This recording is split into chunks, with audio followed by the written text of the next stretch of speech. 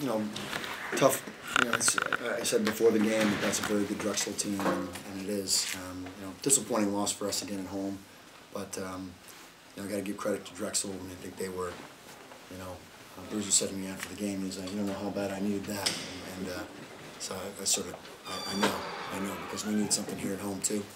You know, nice performance by Ian, but we lost our way once again at the end of the game by shooting. And I thought we could be a very good rebounding team, but we just didn't have any kind of rebounding presence to finish the game, which ended up really hurting us.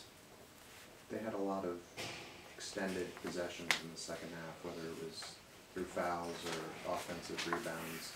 How difficult is it to play through segments like that? Yeah, it's really hard, John. John. Yeah, it's hard because you just put so much pressure on your defense. And I think that defensively we've can be very good, but you know, they had, I think we had 4 rebounds in the second half. It's just a big problem. There's been a couple times now where you guys gotten out to leads in the first half and then in the second half go the other way. Do you have any sense of, you know, is it fatigue, do you think, or execution, or why do you think this has happened more than once? I think you got to attribute it. I mean, I like the makeup of what we're doing, but there's not substance to it. I mean, our strength's inside. We didn't get the ball in, so it's partly execution. You know, once again, when you're giving up these long possessions on the defensive end, who's going to get rebounds for you? Who's going to make that one extra pass that makes that possession offensively that much more valuable? Let's make them guard a little bit.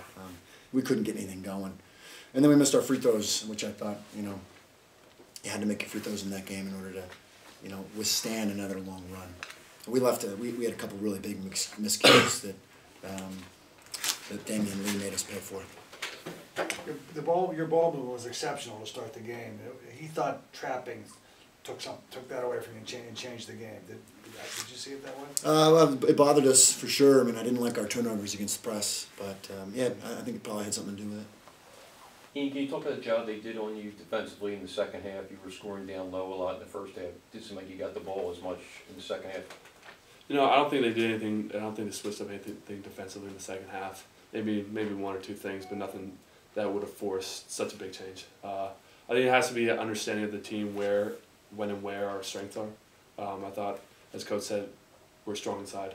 We're not shooting the ball particularly well, so we're gonna have to definitely look at it and like.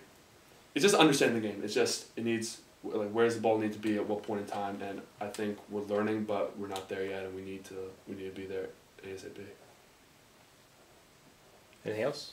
You rebounded well to start the game. You were rebounding very well. Where did it go? Yeah, I don't know. You know, there were a couple. Well, we were boxing out nicely, and we had a couple of those calls called against us, and you know, I think they just turned up the heat defensively, and I think that you know, your 2 centers have 2 rebounds. It's, you know, we gotta do more in that situation. 40 minutes out of the center position for us, we have to get more rebounds there. So you know, I don't have any answer for you. I take a look at it.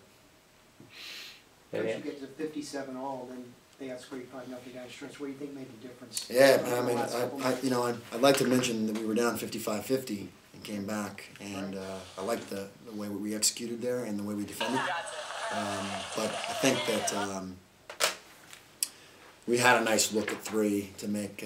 You know, we left Lee on a wide open 3 at the top of the key, which was a defensive mistake, and he makes a 3, which was nice, and then we executed offensively again, got a nice look, and it didn't go in. Clay Wilson, one of our better shooters, had a nice look from the corner. No excuses. That's a nice win for Drexel. You still feel you have shooters that can start making them at the end of the game?